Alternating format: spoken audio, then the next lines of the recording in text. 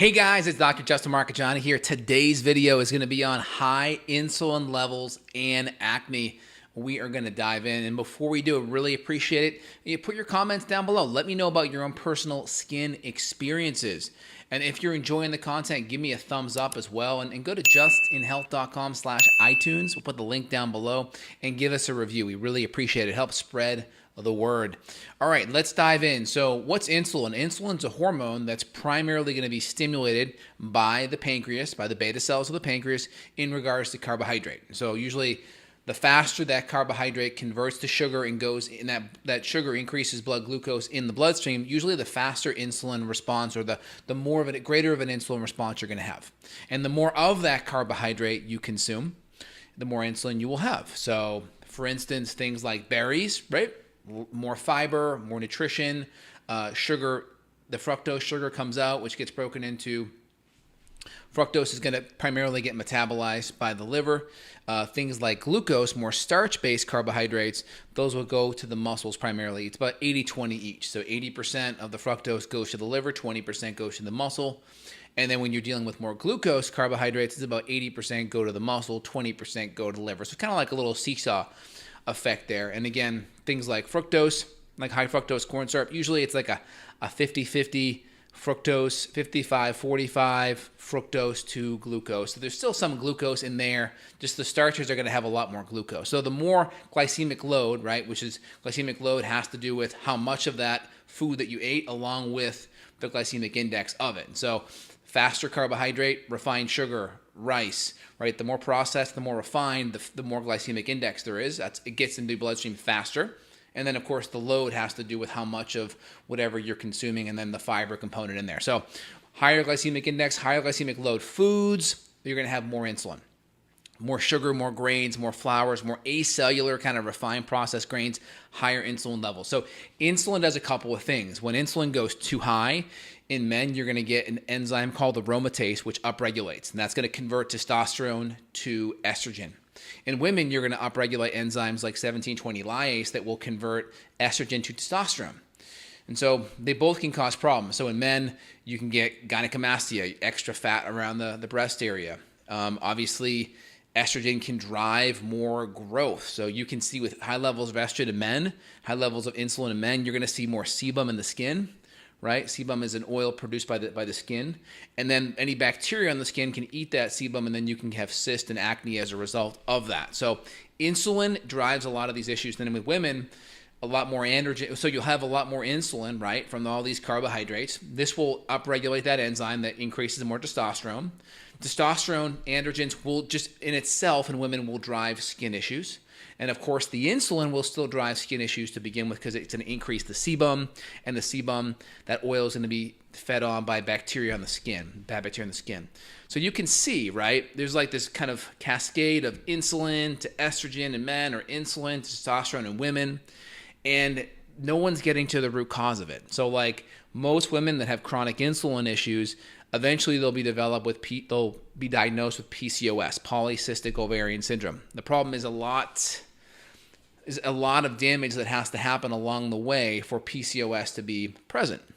So PCOS is typically present by a transvaginal ultrasound, and they're looking to see ovarian cyst, or it can be figured out through high levels of testosterone. But you may be in this in-between place where insulin's not good, your androgens aren't good as a female, and you may be having problems. Now what?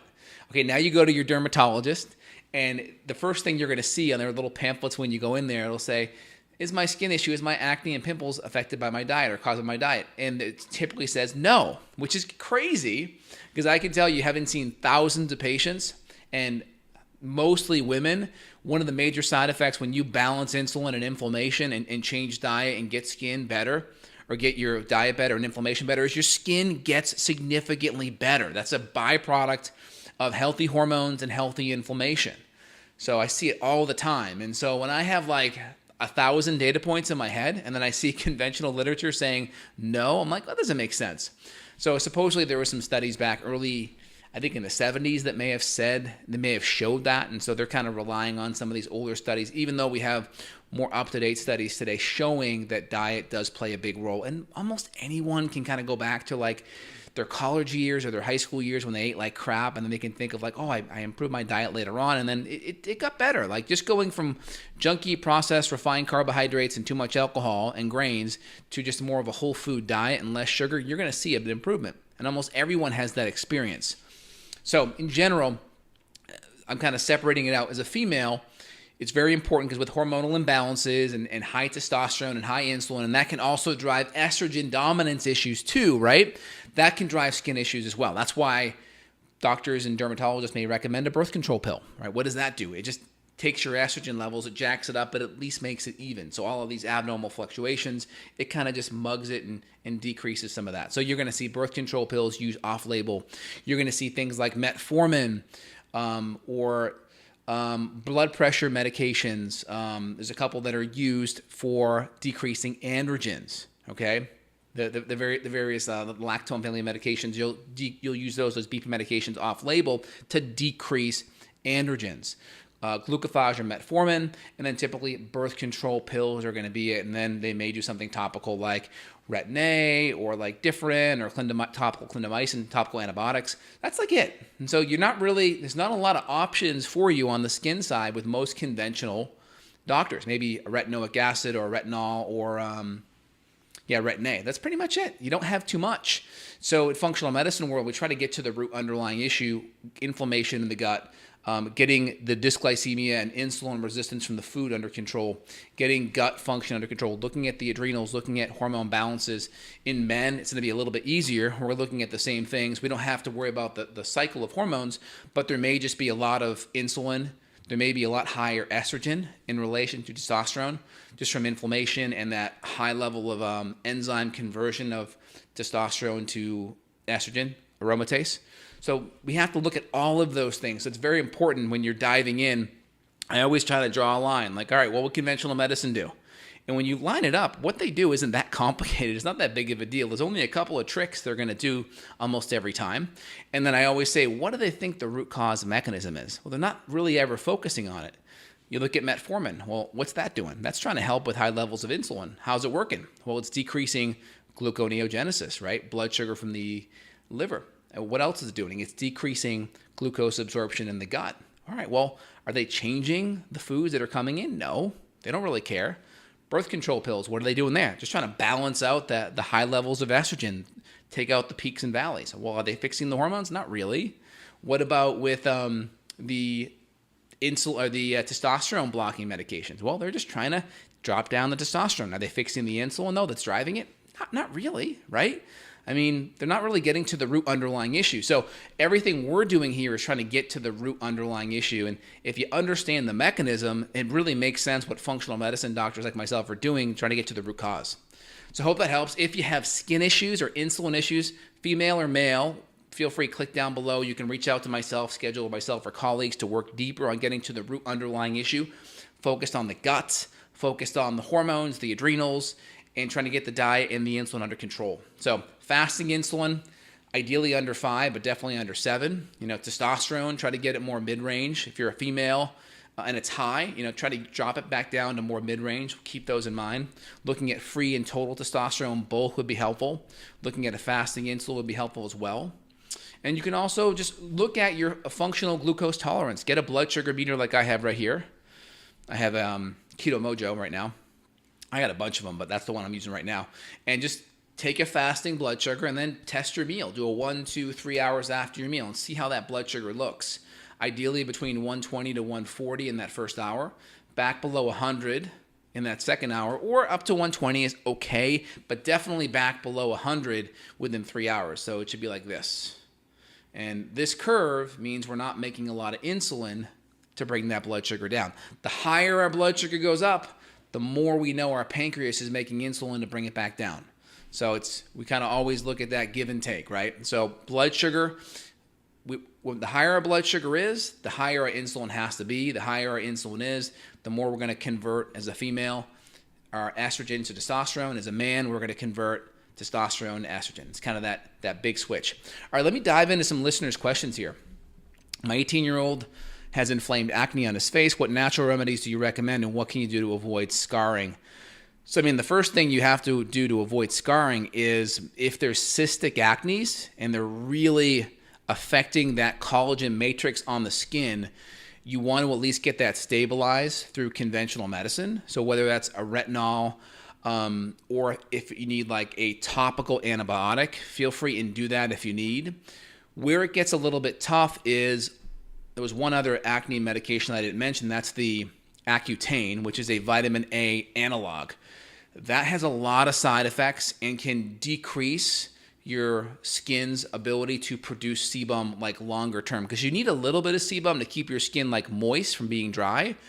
And so what they do with a lot of the medications on the Accutane vitamin A analog side, they just totally neuter that skin cell from being able to produce any oil. And then you have chronic dryness for like your life. And that can be a major side effect. Also, the black box warnings on the Accutane for depression. So I always say use that as a last ditch effort. Now, I always recommend doing a high dose like retinol, vitamin A that's natural is going to be super helpful. You can do that for a high dose for a couple of weeks, like up to 50 to 100,000 IUs. But just look at what those high vitamin A side effects are, right? Really dry skin is one as well. So if you have any high dose vitamin A side effects, be mindful of it. Work with a functional medicine doctor. But I would be using things like cod liver oil, and I'd be using things like high dose vitamin A, but very, very carefully. And I'd be getting the diet 100% cleaned up and getting all carbohydrates out and primarily relying mostly on vegetables and low sugar fruit and good quality proteins and fats. And I'd be using the vitamin A. Now, on the conventional side, if I had to, maybe like a minocycline antibiotic or maybe a Retin-A or a Differin or maybe an Accutane, depending on how bad it was. But I'm hoping if I could get in there sooner rather than later, you may be able to salvage that so you don't have any scarring. And then, of course, if you're concerned about scarring, let's say it's already happened, topical retinol, vitamin A, topical retinol, not the retinoic acid, but retinol I think is better with good vitamin C. The retinol is vitamin A, so vitamin A, vitamin C, and then lots of high quality collagen would be super, super helpful. And then be careful of sunlight while it's in that phase, because that could maybe affect pigmentation and create hypo or hyperpigmentation on the healing phase. But jump on that sooner rather than later. That's a great question. Suffer skin issues resembling lichens planus. There's an autoimmune component with lichens. Have been low carb mostly, fasting insulin 3.4, fasting glucose usually around 80 to 90. Good. Do I need to worry about diabetes, and how do I combat occasional rashes? No, looks really good. Looks really good as well. I mean, if your diet's great, then I think you're set. And then outside of that, I want to make sure your gut would be set. But I mean, you shouldn't be having occasional rashes unless it's due to something like a contact dermatitis. If it's like a fungal thing, you may want to just treat it with some tea tree oil, but I need to have a lot more context. Also, if diet's low carb, what's the next step to getting a seriously flaky psoriatic scalp under control? So autoimmune, and you can do like there's some Argyle soap that has like really good tea tree in there. There's a couple brands on Amazon that you can look at. Purely Northwest. There's one called Maple Leaf, I think. And then ART Naturals makes a really good kind of natural psoriasis, fungal, seborrheic dermatitis kind of shampoo that you can look at. But if you have like the flaky hair though, you got to treat the gut as well as it topically. So you kind of put those critters between a rock and a hard place. Address it on the inside, number one. Starve it by cutting out a lot of the junky foods. And then number three, treat it topically as well. What's your take on mastic gum and slippery elm to help heal the gut? I mean, mastic gum I use primarily for H. pylori, so it depends on the infection. And slippery elm is beneficial. Do you think it's beneficial or risky to supplement DHEA? I have very low DHEA, low estrogen, high progesterone, and crazy itchy neck all the time. So there's probably some fungal issues or gut issues going on. Got to look there. And I think DHEA is really great supplementation, especially if you need it. What about warts? Warts are a lot of times viral, so fix your gut. Make sure your immune system is strong. You can always do high-dose lysine and vitamin C and monolaurin, like internally, olive leaf to help. And then topically, you can always do like, get like a cotton swab, and you can add like some turmeric paste as well as apple cider vinegar and sop up that cotton swab and then put it right to the wart and then bandage it up overnight. That tends to be very helpful. If you have a low fasting insulin, is it an indicator that your pancreas is not fatty? Yeah, I mean, more than likely. I mean, pancreases typically don't get fatty. You're probably thinking of a fatty liver. Fatty liver is typically what gets fatty. But if your insulin's very low and you're kind of on the tired side, that's a good indicator you may need carbs. If low carb, is there anything else you'd recommend for someone that has hidradenitis suppurativa? So hidradenitis is like these like boil-like infections. They're pretty nasty. They boils, very painful. And there's a strong autoimmune insulin component with that. So do all the things I mentioned to get insulin under control and follow an autoimmune template. Apple Watch, thoughts on the new infrared feature? Could this help detect inflammation to your extremities? I don't know about that feature yet. You'll have to send me some info. Dr. J, how do I fix my gut, digestion, and heal my liver, kidneys, and adrenals? Wow, way too open-ended of a question. Go look at my podcast on gut healing. Any podcast will do as a good starting point. These questions are better if it's a very specific question, broad spectrum stuff.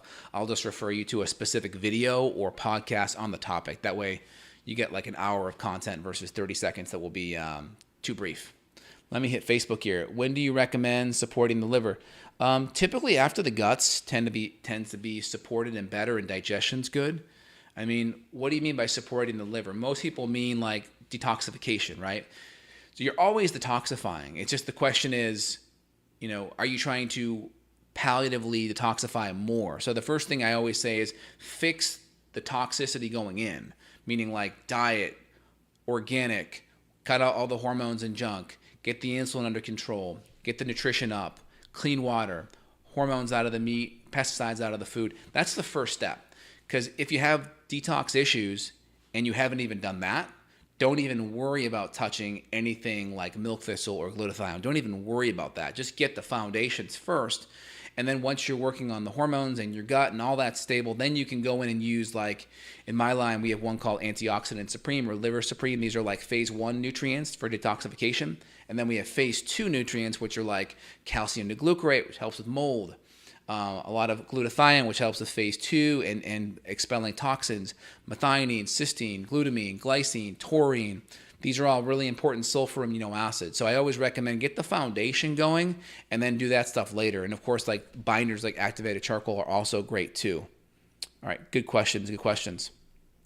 Let's see here. All right, what kind of doctor do you see for low stomach acid? I mean, well, you'd see a functional medicine doctor if you want to get to the root issue. If you see a doctor on the conventional side with low stomach acid, you're probably going to have symptoms of like dyspepsia, right? Indigestion, bloating, gas. So you can guess what they're going to put you on. They're going to put you on an acid blocker. So they're actually going to do the opposite of what your body physiologically needs. Now, some people need stomach acid, but they can't tolerate it. Their gut gets inflamed or irritated. And if that's the case, you have to do other things to work on getting the gut lining stable. Male in his 40s tends to itch a lot after eating carbs. Is that a sugar insulin issue? It's probably more of a fungal candida issue. So you'd really want to look deeper at the gut. Addressing Klebsiella infections, it depends, but if it's just a Klebsiella by itself, I use my clearing herbs. Usually some kind of a 1 or a 6 will be my big clearing herbs for bacteria like that. 1, 6, or both. Okay. Apple Watch uses infrared light to measure oxygen levels in the blood on the wrist. Is it a good detection of inflammation? Not sure. I mean, I don't know how much of an indicator it would be from a systemic standpoint, but that's cool. Technology is really great. I'm looking forward to something that will detect glucose as well as insulin continuously. That would be pretty awesome because then you can see your blood sugar right after a meal, which I get they have those, but I want to see the insulin response as well. That would be absolutely amazing. And or for dreaming, why don't we throw a cortisol onto that? Then you could see your stress response too, which is pretty awesome. All right, y'all, hope you enjoyed the video here. If you guys are loving the content and you're enjoying it, head over to justinhealth.com/iTunes. Write me a review there. I'll put the link below. Really helps spread the word out. And if you want to reach out to myself, I'm available worldwide. Click down below. You guys have a phenomenal day. Really appreciate it. Take care. Bye.